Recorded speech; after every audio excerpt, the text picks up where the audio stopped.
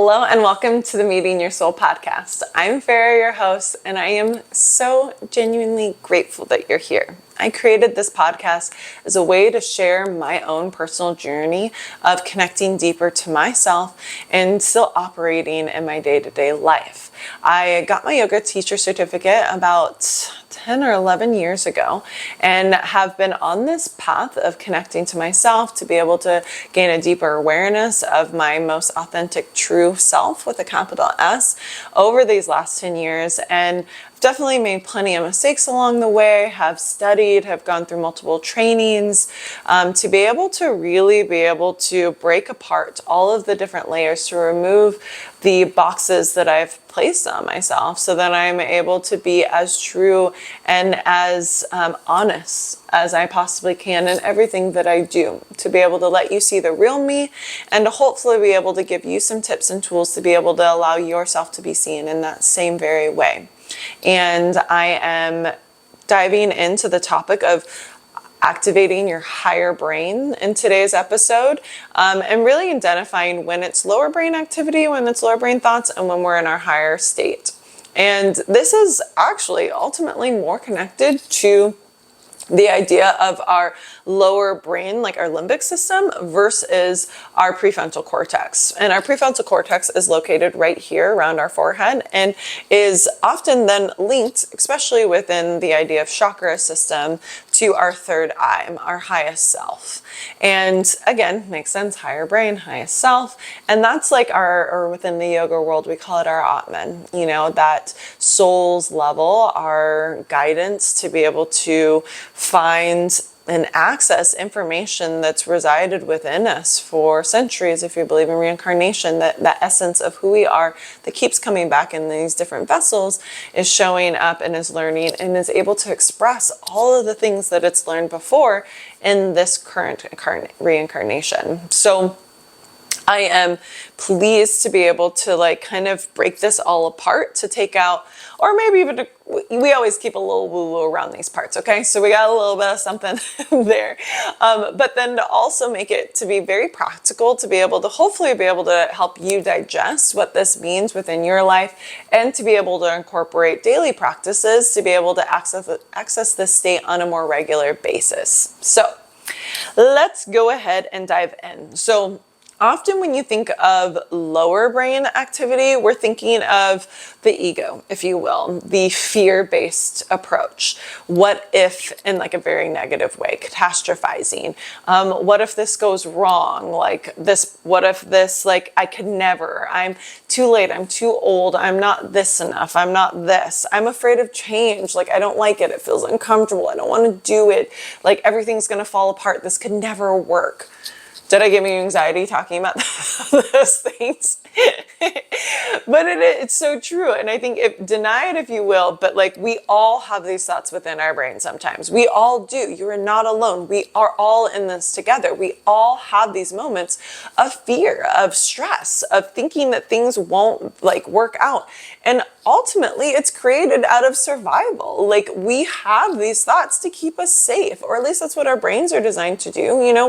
We're even designed to see the negative and things what goes wrong more often than we're able to even remember what goes right out of survival. That protects us. So it's not bad per se, but I think that it's definitely there, and to be able to distinguish it, to be able to identify it, and to be able to label it is the key factor here. We want to be able to understand when these thoughts come in and how much truth there is to it versus just us kind of creating scenarios within our minds to keep us where we are, to keep us small, stagnant.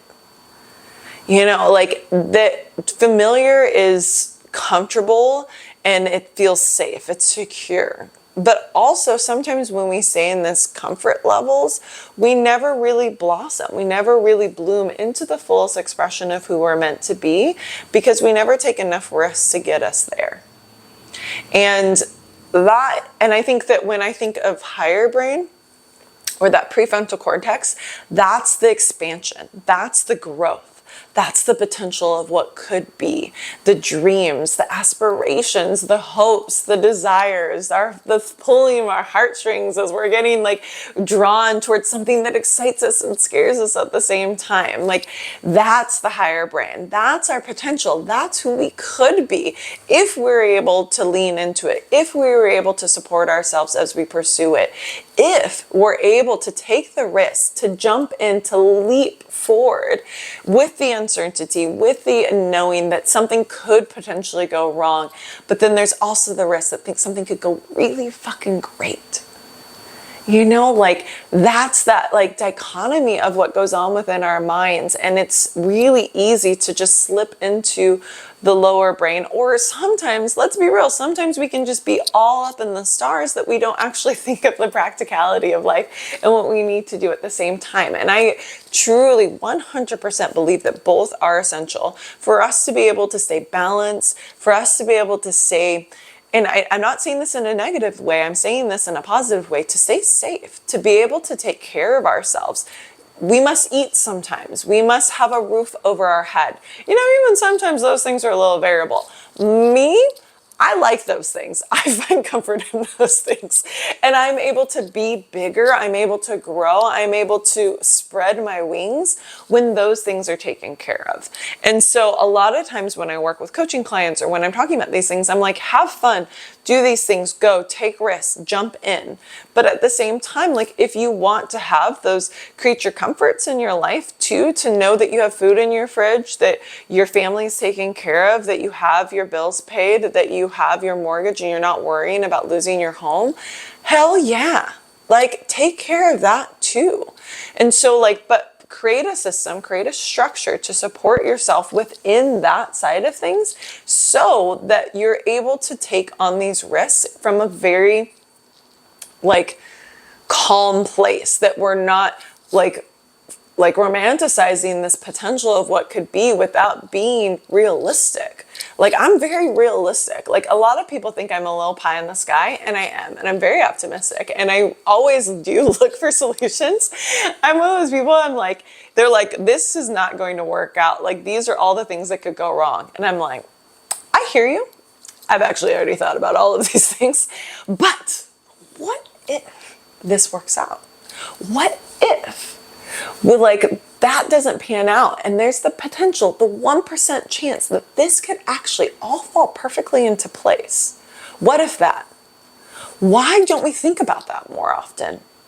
Like, why are we always so consumed with what's going to go wrong that we don't ever even pay attention to what could go right? And as much as I like all of these things to be situated, to be taken care of, to be handled, I'm always looking for that 1% of what could go right.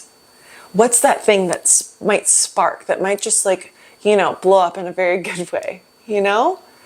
Like, what's the moment that we could have a grand time that we, you know, go out or do something, and like, what's the 1% that the thing that you never imagined possible just magically pops onto your lap? Like, why not? Why not? The universe is abundant. There's so much flowing around us. Like, open your arms and let it come to you. Like, it's there. It's waiting for you. As, you know, like Albert Einstein talks about this within physics. It's like quantum physics. Like attracts like. What are you attracting? What are you aligning your energy with the possibilities with what you think you're capable of, that you deserve? Where are you on that level? And how can you then attract the beautiful and abundant life that you deserve? To be able to live your purpose, to be able to live a life that you're excited about, that lights you up, that brings you so much love, so much joy, so much excitement, connection. Like, I believe that all of us are able to have that within our lives. And that's where we tap into that higher brain. That's where we tap into our prefrontal cortex. That's where we tap into our highest self.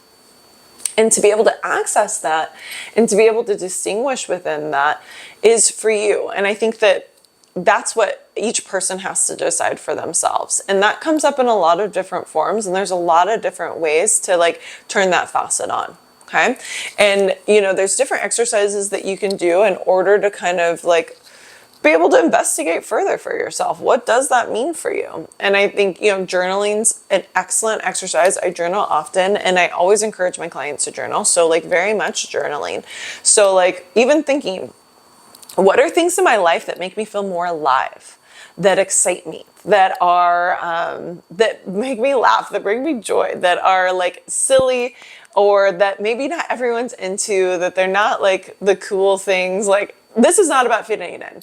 Very much finding your purpose, finding what brings you joy, your own unique path, likely is going to be something that no one else has done before, or some version of it, but you're going to create your own option, like your own design. And that's what it's like. We're all here for a specific reason. We are all here to share our unique gifts, but it's only you that can do that. And that can be found in a lot of different forms. But I think that really kind of like taking a step back, evaluating, what do I naturally get drawn to? Like I said, what brings me joy? What makes me laugh? What excites me? What inspires me? Like, and then writing down all of that, but then also just being honest with yourself about what makes you feel contracted, what makes you feel small, what makes you feel like uncomfortable, but in the icky kind of way. Who are those people?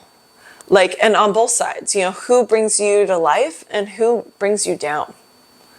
Like and like really looking at them, even creating like one on each page, like brightens me up, dims my light, writing it all out. And taking a real honest look at that and identifying what stands out to you, maybe even starring a few things that you might want to try out or be able to integrate into your weekly schedule, daily schedule for the things that bring you joy. And as we remove some of the things that are holding us back, we're able to make space for more of the things that are pulling us forward. Let me say that again. When you remove the things that are holding you back, you make space for what you are actually trying to attract, what you are actually trying to create, what you desire and want more of. But life is full. We got a lot on our plates. So don't expect you're going to just crowd it all together and just stuff it in.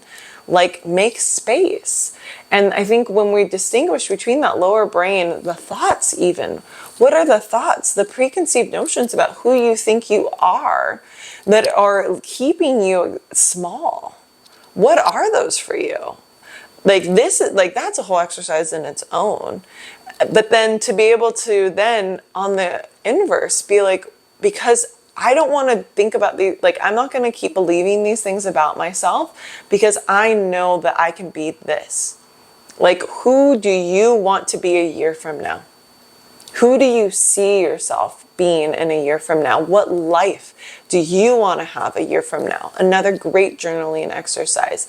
Leaning into that. What are the qualities, the characteristics that you want to possess? I did this exercise. I will try. I swear I cry every episode. But like, I did this exercise. I really was like, where do I see my life? Where do I see myself in a year? It was probably a year and a half ago. And I wish I could pull it out for you. Maybe I'll share it on my Instagram and I'll share it with you guys. But like, I wrote down a list where I wanted to be, who I wanted to be around, the friends that I wanted to have. Not like the specific people, but just the way that they made me feel when I was around them. The relationship that I would want to create, the career path that I wanted to design, what I did each day, all of it. And I can truly, honestly say I'm just about there. And it hasn't been easy, and there's been a lot of self-study as I pursued it. But one of the things I had to do the very most of was to cut ties with the things that were holding me back.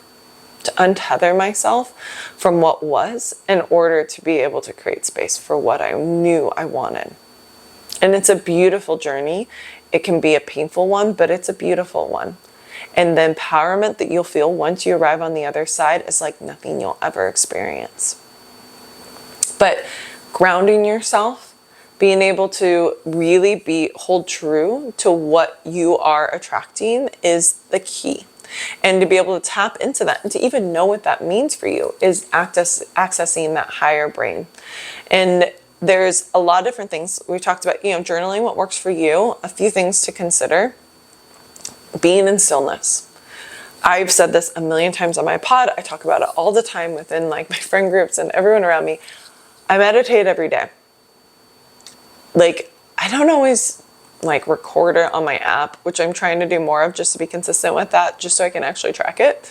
But I will take at least 10 to 15 minutes every single day to be steady with my breath.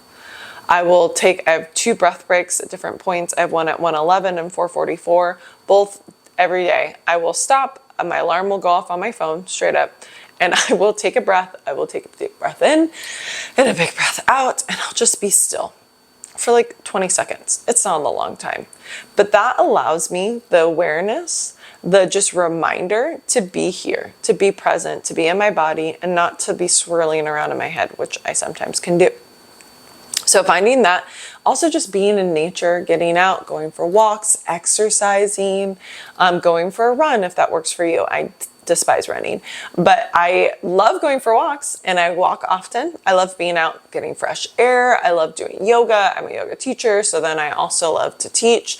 Being present and teaching is also very much an exercise for me to tap into my higher self. I'm forcing myself to be with my breath, to be able to access that kind of deeper wisdom within me, and to orchestrate a room, to be able to command a classroom and to be able to serve from that place is one of my greatest gifts and something that I enjoy immensely. So teaching and practicing are both very much a part for me.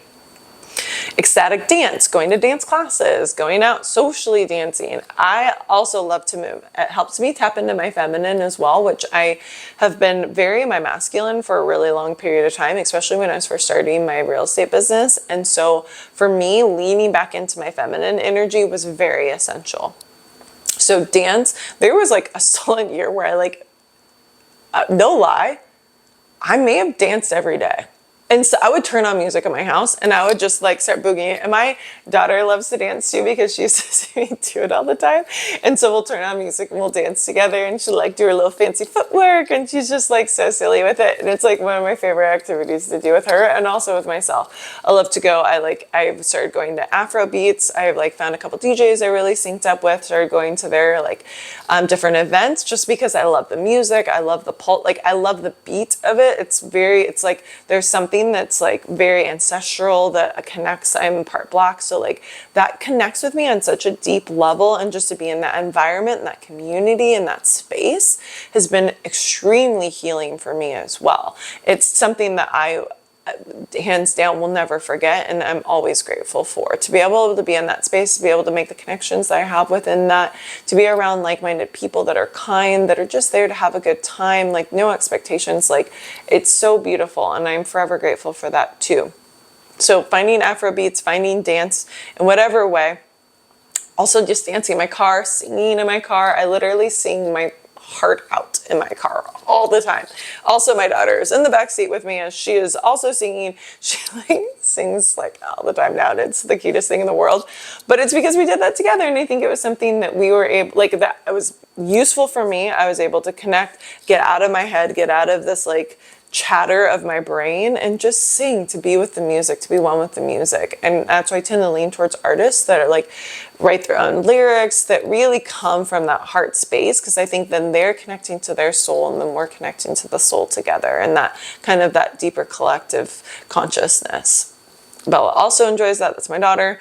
Journaling, just listening, maybe even asking your soul questions. I have another episode on soul journaling. If you're curious about that, feel free to listen to it. Creating art, self-care, calming your nervous system. Calming your nervous system is first and foremost the best way to tap into your higher self. To be able to soothe your soul, to turn on your parasympathetic nervous system is a game changer. So noticing what soothes you, truly, especially when I was going through my divorce and all the things that were going on at that time, my nervous system was shot. I was also working I was like so busy. I had so much on my plate that like I literally was like sometimes would be shaking because I would have so much going on. And like just to get through just like a few hours was like, okay, I have this, this, and this to do. I'm going to check these things off my to-do list. Then I have to go do this. I have to go do that. I have to make sure food's ready, blah, blah, blah. Like I had to go from one step to the next. And that was the only way I was getting through for a little bit.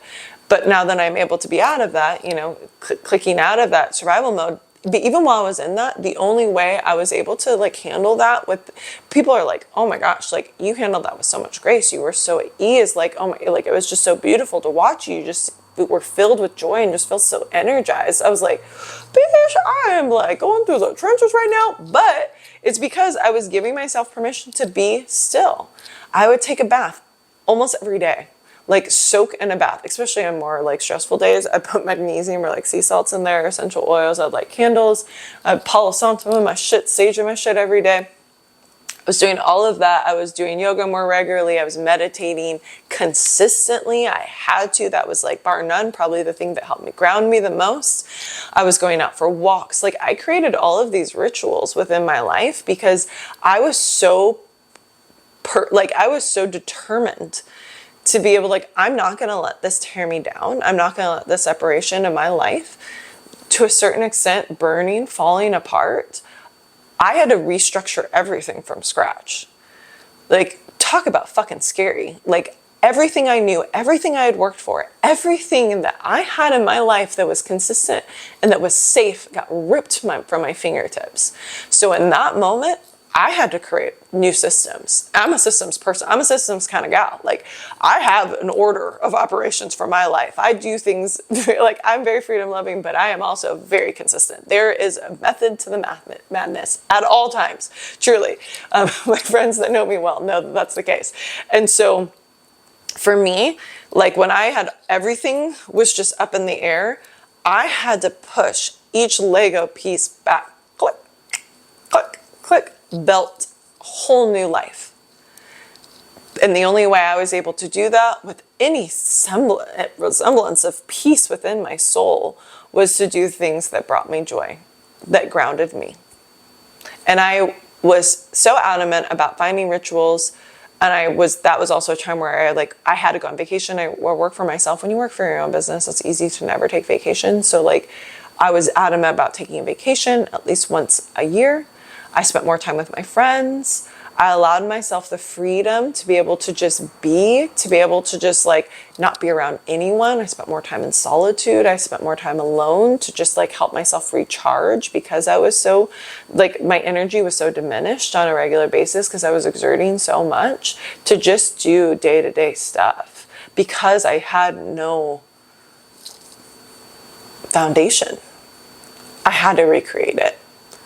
And so I think for you, if this is all new to you, it's possible. Like I'm coming from like a couple years later, like now everything's streamlined, everything's like I got the systems. I'm good to go. But like when I first moved into my place and all I had was a carpet or rug on the ground and like I didn't even have dishes, like sitting there kind of reevaluating my life choices, like it can be scary. It can be really fucking scary. But one thing that I know and one thing that I believe is that we are far more resilient than we give ourselves credit to be. So you can survive, you can make it, you can create the life that you want. I'm a testament to that. You can create the life that you want. You just have to be stubborn enough to stick to it. Determined enough that even things don't go right, that you know that you're still going to make it to the other side. And maybe it didn't go right for a reason. There's a lesson to be learned in it all. Continue to strive forward, continue to move ahead, but from a place of your higher self. Expansion, imagine what's possible, the dream life that you've always wanted. How can you create that? How can you move the needle forward in the pursuit of that from a place of calmness, of peace, of love, of that higher Atman that is within your heart. Tap in, lean in whatever way makes sense for you. You were born to thrive. You were born to be able to live a life that is designed by you for you. with the support of the entire universe behind you. And I can't wait for you to find it. It's right around the corner if you decide to start now. I do want to say, with my like little note of like, hee hee, like a little spark of joy for you, but also, when you plant a seed, it doesn't bloom overnight. Case in point. So, plant the seed. You're planting the seeds, or maybe you've had them planted for a while. Watering them is also required. Sunlight is also needed. That rest, the effort, the action of the sun, the rest and the water, the nourishing of our souls. And that as, it starts to sprout, doesn't mean it's all over. You might get a little sparkle of like what's to come next. Keep at it. Keep going. It's going to keep going up. It's going to keep growing. I also just love flowers, so this is just like the best for me. But like keep going, keep going. And then once it blooms, that's where the magic really starts to happen. And the world gets to see you for who you were always meant to be. And that is a glorious, beautiful, amazing, outstanding, remarkable kind of experience. And it's something that you're capable of and that is available to you if you want to access it. And that's what I do. So a large part of what I do is help people kind of investigate, to be able to integrate different practices, to be able to gain a deeper understanding of who you are, what you are meant to do, and then to be able to support you as you pursue it. And I do Dharma coaching. Didn't mean to plug myself in this moment, but that is a large part of it. And like, have those people around you. Not even necessarily me. Have the people around you that believe in you, that are encouraging you, and that keep you motivated to keep going ahead. And do these, like, try out these exercises, try out different things. Know that if like one thing brings you joy at one time and it's not bringing you joy at other times, that's okay too. Like, be able to incorporate this into your schedule, to be able to have a more wholesome and holistic lifestyle that supports you from the inside out. Tapping into that higher awareness, leaning in to your highest self, and be able to really distinguish between that chatter of our lower brain, the things that are keeping us safe per se, and the ability to be able to simmer it, to turn down the volume every once in a while so that you're able to spread your wings and fly. All right. Thank you so much for listening in and being here with me. I love you already. I really do. And I'm so grateful that you're listening, that you're present, that you're part of this community. And let's get after it. Let's go. Let's do the things that we know that we're meant to do, so that we're able, that's pulling on your heart, those desires that are guiding you. Again, what excites you? What makes you feel alive? That's what's tugging you in the right direction. And then when you start doing those things, when you're around those people, when you're around those places and those environments, honey, girl, that's where it happens. And that's where right place, right time, and prepared and mentally ready for what's to come. That's how it happens. Okay? I love you.